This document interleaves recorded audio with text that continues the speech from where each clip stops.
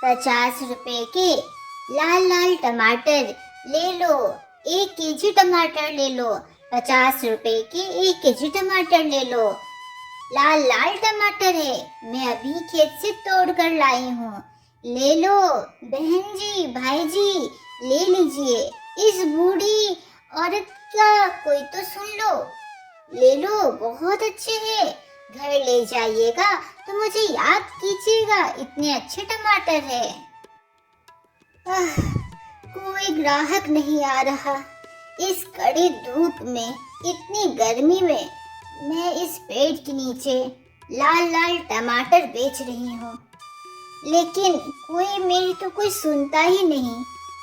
क्या ही लोगों की गलती। लोग भी तो आजकल मॉल में जाकर हरी हरी सब्जियां, लाल लाल टमाटर खरीदते हैं। उन्हें तो एसी की जरूरत होती है, सब्जी भी खरीदने के लिए वो लोग मॉल जाते हैं। मुझे बूढ़ी बुढ़िया से कौन ही लेगा सब्जी। काश वो जिंदा होते तो आज मेरी ऐसी नौबत नहीं आती। चला नहीं जाता ठीक से, बोला नहीं जाता, लेकिन यह पापी पेट का मैं क्या करूं। सब्जियां तो बेचनी ही होगी। तभी वहां पर एक आदमी आता है और कहता है, अम्मा, ओ अम्मा, कैसे दिया टमाटर? 1 केजी टमाटर कैसे है? बेटा, 1 केजी टमाटर सिर्फ 50 रुपए के हैं। ले जा बेटा, बहुत ही अच्छे टमाटर है। मेरा यकीन मानो, मैं बहुत मेहनत करके टमाटर उगाती हूँ। आज ही सुबह सवेरे मैंने यह टमाटर तोड़े हैं। अरे बुढ़िया, 1 केजी टमाटर 50 रुपए के? ना बाबा ना, मैं तो ना लेता। अरे बाबा रे बाबा, 60 रुपए का तो मॉल में मिल रहा है, तो 50 रुपया का मैं तुमसे क्यों लूं? कोई ज्यादा महंगा नहीं बेच रही हो? हाँ, मुझे नहीं चाहिए तुम्हारे बेकार से टमाटर, मैं तो चला। हाँ। वह बूढ़ी अम्मा बस टुक टुक देखती ही रही। आखिर वो क्या कर सकती थी। फिर वह कहती है, हे परमात्मा, यह कैसा दिन आ गया है। क्या खाऊंगी और अपने बेटे को क्या खिलाऊंगी। आप तो जानते ही है, मेरा जवान जहान बेटा है, लेकिन कुछ नहीं करता। एक थोड़ी सी भी मदद नहीं करता, उसे दया भी नहीं आती। उस बूढ़ी अम्मा का एक बेटा था, वो भी जवान जहान, और उसका नाम दामोदर था। दामोदर घर में दिन भर सोया पड़ा रहता। काम अगर उससे कुछ कहा जाए करने के लिए तो 10 तरह के बहाने उसके सामने आ जाते। आज तबीयत ठीक नहीं, आज मुहूर्त ठीक नहीं, ऐसी ऐसी बातें करके वो अपनी बूढ़ी अम्मा को घुमाते रहता और पागल बनाते रहता। अरे दामोदर, दामोदर, उठ जाओ बेटे, उठो ना। दोपहर हो आया और तुम अभी तक सोए पड़े हो। देखो, मैं सब्जी भी बेच कर आ गई, लेकिन क्या करूं, आज सब्जी बिका नहीं मेरा। तुम तो उठ जाओ ना, कुछ मेरी मदद करो। कुछ काम क्यों नहीं कर लेते खेत पर? तुम्हारे पिताजी ने खेत तो छोड़ा हुआ है ना, उस पे मेरी मदद करो ना। अब इस बूढ़ी हड्डियां से काम नहीं हो पाता। क्या माँ, तुम्हें दिखता नहीं मैं सो रहा था? ये क्या है? तुम्हारा रोज रोज का यही सब हो गया है। जब देखो, मतलब तुम्हें कुछ होता है क्या? तुम्हारे शरीर में कुछ होता है कि अगर मैं शांति से सोया हुआ हूँ, तुम्हें कुछ तकलीफ है क्या? मेरा सुख तुम्हें देखा नहीं जाता? अरे कितना अच्छा, कितना सुंदर सपना देख रहा था, मुझे उठा दी। अब मैं उठकर क्या करूंगा? चलो, अब उठा दी हो तो खाना दो मुझे बहुत जोर से भूख लग रही है। बेटा, बनाती हूँ। इतनी कड़ी धूप से मैं आई हूँ बाहर से, थोड़ा सांस लेने दो। मैं बनाती हूँ, जो भी घर में रूखा सूखा है वही बनाती हूँ। कुछ दिनों के बाद तो वो भी नहीं मिलेगी। पता है ना, गर्मियाँ आ गई है और कुछ नहीं सब्जियाँ बिक रही। तुम समझ रहे हो ना बेटा मैं क्या कहना चाह रही हूँ? मैं कहना चाहती हूँ मेरी मदद करो, नहीं तो तुम भी खाना कैसे खाओगे? ठीक है माँ, करूँगा। तुम चिंता मत करो। चलो खाना बना दो। माँ रसोई घर जाकर खाना बनाने लगती है। फिर दोनों मिलकर खाना खाते हैं और फिर सो जाते हैं। कुछ दिन ऐसे ही करते करते बीत गए, लेकिन दामोदर अपनी माँ की एक बात नहीं सुनता। वो दिन भर घर में सोया पड़ा रहता और दिन भर नाटक करता रहता कि अभी मैं काम करूँगा, अभी तुम्हारी मदद करूँगा। माँ की हालत और बुरी होती गई। माँ की एक भी सब्जी नहीं बिकती। ताजे ताजे लाल लाल टमाटर ले लीजिए, टमाटर ले लीजिए। बहुत गर्मी है, बहुत धूप लग रही है। अब तो लगता है चक्कर आ जाएगा, चक्कर आकर लगता है मेरे अब प्राण ही निकल जाएंगे। अब नहीं सहन होता मुझसे। कुछ तो करना पड़ेगा, कुछ करना पड़ेगा।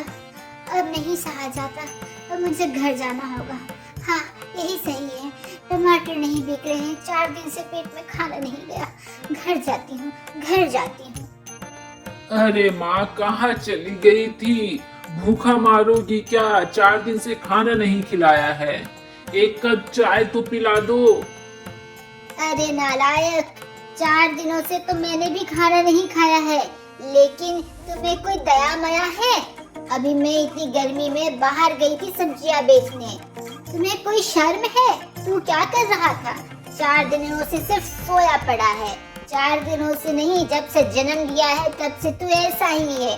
कभी किसी बात का तुम्हें कोई एहसास नहीं होता। जिस दिन बेटा तुम्हें यह एहसास होगा ना, उस दिन तू बड़ा आदमी बन जाएगा। लेकिन क्या करूं, बस बोल कर छोड़ देती हूँ। चाय भी बनाने के लिए कुछ नहीं है घर में, नहीं तो मैं तुझे बना के नहीं देती क्या? माँ अब मैं कुछ नहीं कर सकता। देखो तुम्हें पता है मेरे हाथ पैर नहीं चलते। मैं बहुत ही आलसी हूँ और मुझे काम करना बिल्कुल नहीं पसंद। मेरा तो जन्म हुआ है कुछ अमीर शहजादे जैसी वाली जिंदगी जीने के लिए, जब काम वाम करने के लिए नहीं। माँ ये काम क्यों नहीं करती? पिताजी की वो जो जमीन है जिसमें तुम लाल लाल टमाटर उगाती हो, वो बेच दो ना। क्या ही करना है इतने छोटे से टुकड़े के जमीन के लिए? 1-2 साल तो आराम से हमारा चल जाएगा। अरे नालायक, बस यही सुनना बाकी था, यही सुनना बाकी था। लेकिन अब तो ठीक ही कह रहा है। अगर हम लोग वह खेत नहीं बेचेंगे तो हम लोग तो भूखे ही मर जाएंगे।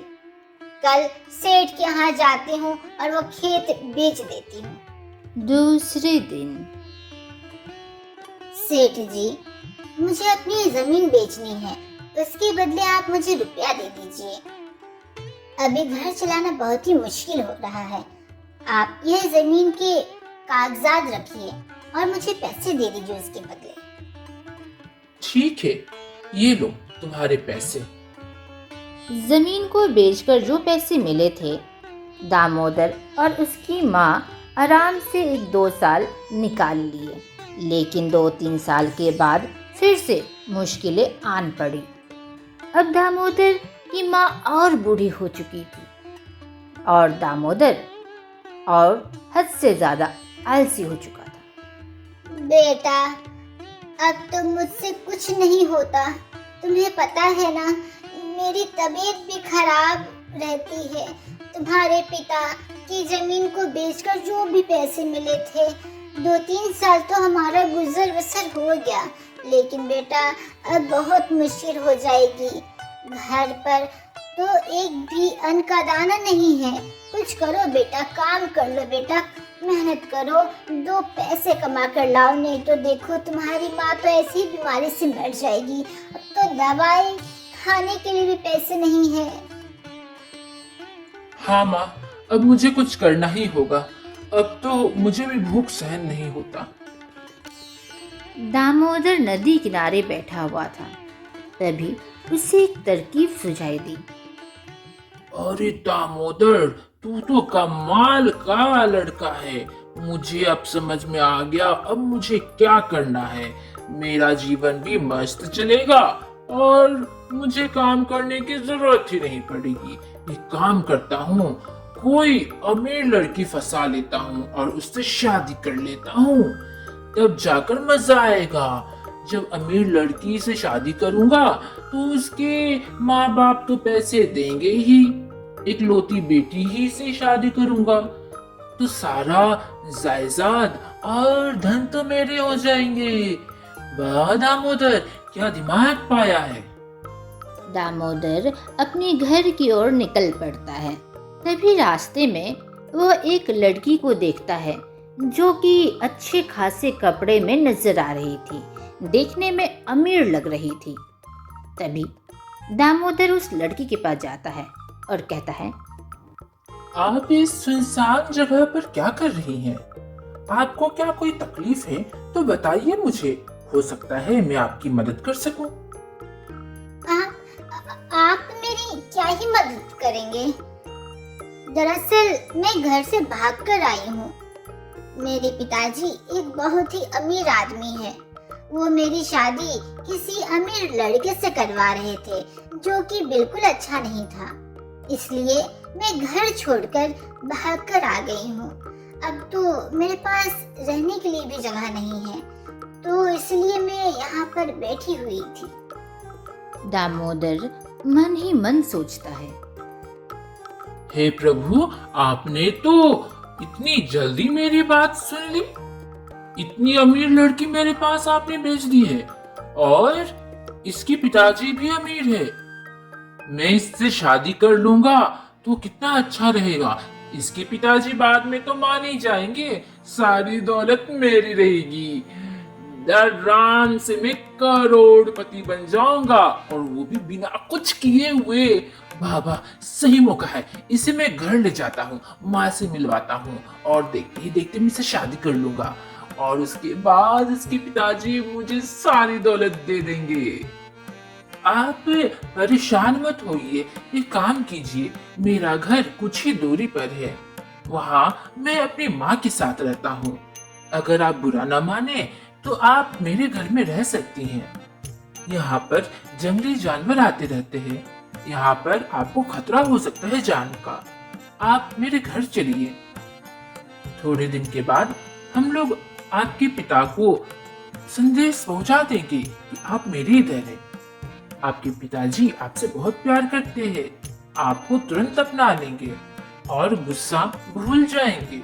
रमा को दामोदर की बात ठीक लगी।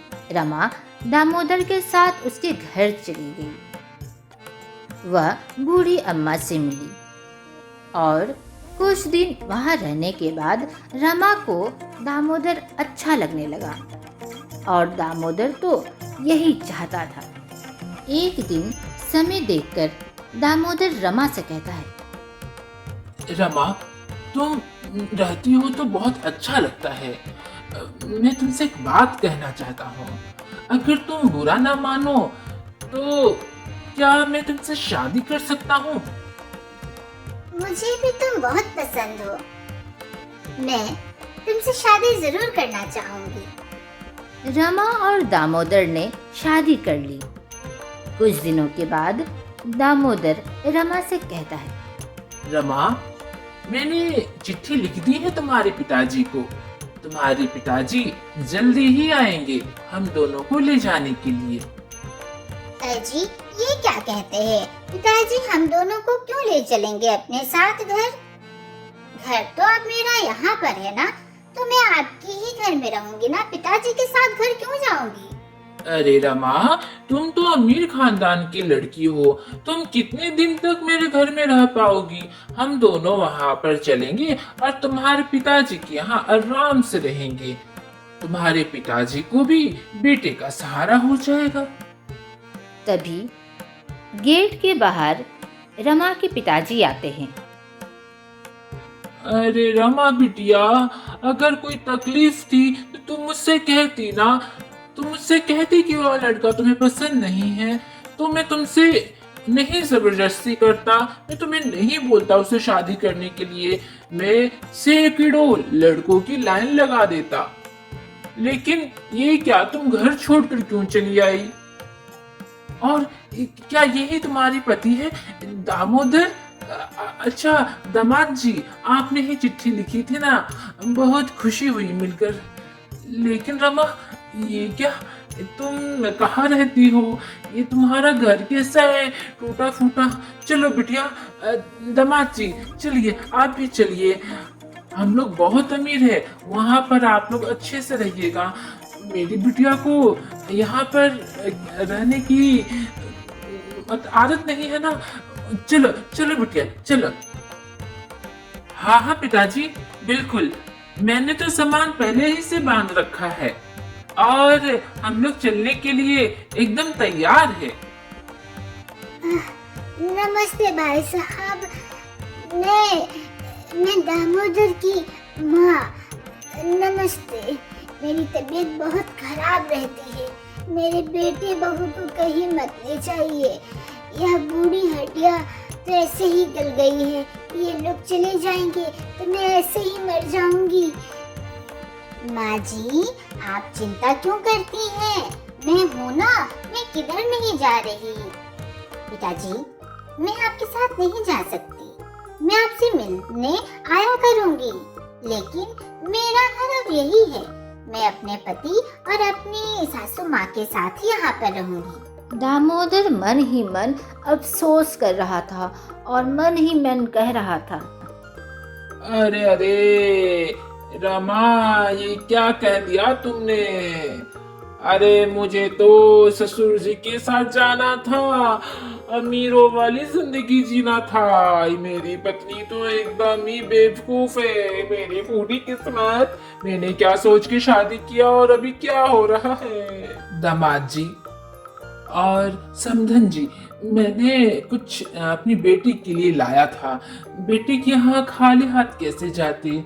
ये कुछ सामान है, आप रखिए और अब मैं निकलता हूँ। अच्छे से रहना बिटिया।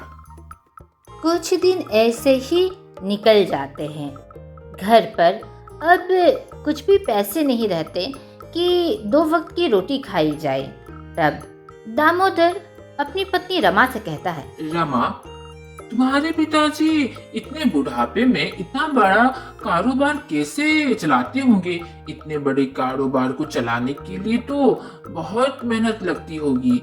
तुम चाहो तो मैं तुम्हारे पिताजी का मदद कर सकता हूँ कारोबार करने में। बोलो तो चले क्या कल अपने ससुर के यहाँ? चलो कल तुम अपने पिताजी से भी मिल के आना, क्या बोलती हो? अजी, अभी 4 दिन पहले ही तो पिताजी के यहाँ से हम लोग आए हैं, बार बार अभी क्यों जाना? चलेंगे ना कुछ दिनों बाद। अच्छा, आप इतनी बड़ी कारोबार की बात बोल रहे हैं तो आप चिंता मत कीजिए। मेरे पिताजी ने तो अपना सारा जायदाद एक अनाथ बच्चे को दान किया हुआ है। उसके बाद वही बच्चा पूरा कारोबार संभालेगा। वह बच्चा तो अब बहुत बड़ा हो गया है। दरअसल मेरे पिताजी ने एक बच्चे को गोद लिया था और फिर उसे पढ़ा लिखा के खूब बड़ा आदमी बनाया। और अब मेरे पिताजी जब इस दुनिया से चले जाएंगे तो सारी जायदाद उसे देकर जाएंगे। मैं भी उसे अपने भाई की तरह मानती हूँ। मैं भी चाहती हूँ कि मेरे भैया को सारी चीजें मिली। अरे तुम्हें कुछ नहीं मिलेगा क्या? तुम्हें कुछ नहीं मिलेगा क्या? तभी उसके पिताजी घर आ जाते हैं और कहते हैं, दामाद जी, अब मैं बहुत बूढ़ा हो चला हूँ।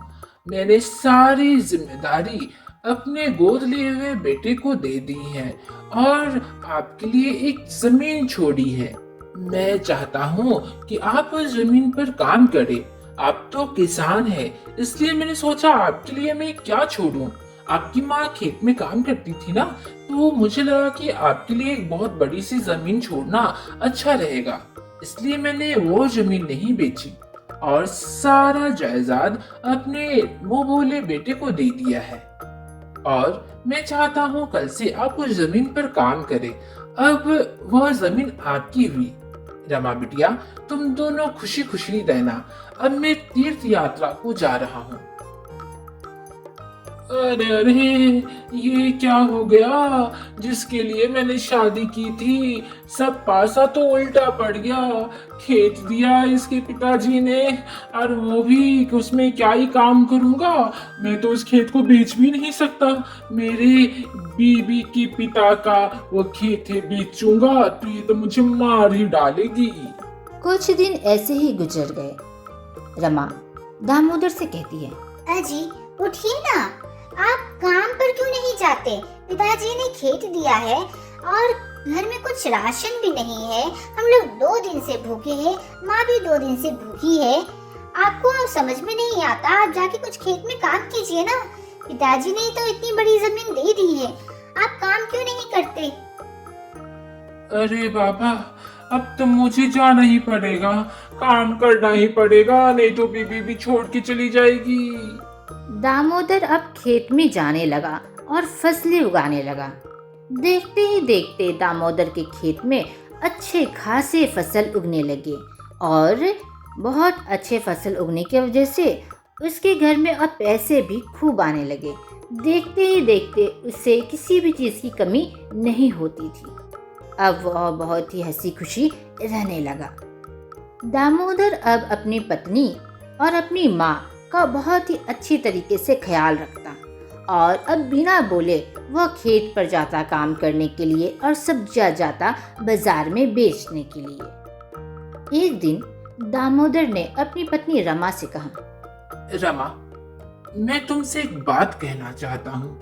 मुझे पता है कि अगर मैं तुम्हें यह सच बता दूं तो तुम मुझे छोड़कर चली जाओगी, लेकिन मुझे ये बताना होगा। रमा, मैंने लालच में तुमसे शादी की और तुम्हें फंसाया। तुम अमीर खानदान की बेटी थी ना। जब मुझे यह पता चला तो तुम्हें बस मीठी मीठी बातों में फंसाने की कोशिश की ताकि तुम उससे शादी कर सको और तुम्हारे पिता की जायदाद मेरी हो जाए, मैं भी अमीर बन जाऊं बिना कुछ किए हुए।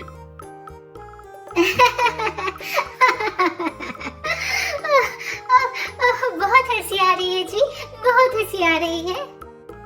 रमा, ये क्या कह रही हो? तुम्हें हंसी आ रही है? मैं तुम्हें इतनी जरूरी बातें बोल रहा हूँ और तुम्हें हंसी आ रही है? क्या हुआ रमा, ऐसा क्यों कर रही हो?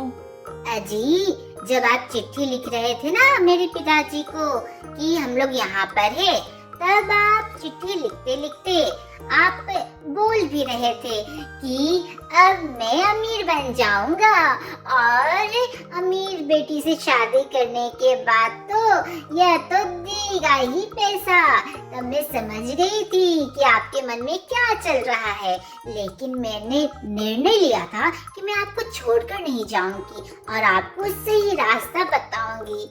इसलिए मैंने पिताजी को बोला था और हम लोगों ने यह कहानी बनाई थी कि मेरा कोई मुंह बोला भाई है। मेरे पिताजी ने किसी को गोद लिया है और सारी जायदाद उसे दे देंगे, लेकिन ऐसा कुछ नहीं है।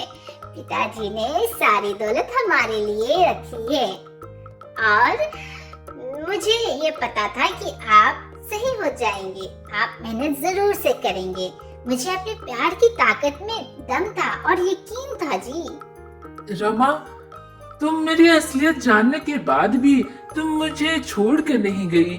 रमा, मैं वाकई बहुत ही भाग्यशाली हूँ कि मुझे तुम्हारी जैसी पत्नी मिली। रमा ने अपने पिता के दिए हुए पैसे और कागजात को लॉकर में संभाल कर रख दिया ताकि कभी मुसीबत आन पड़े तो उसका इस्तेमाल वो लोग कर सके।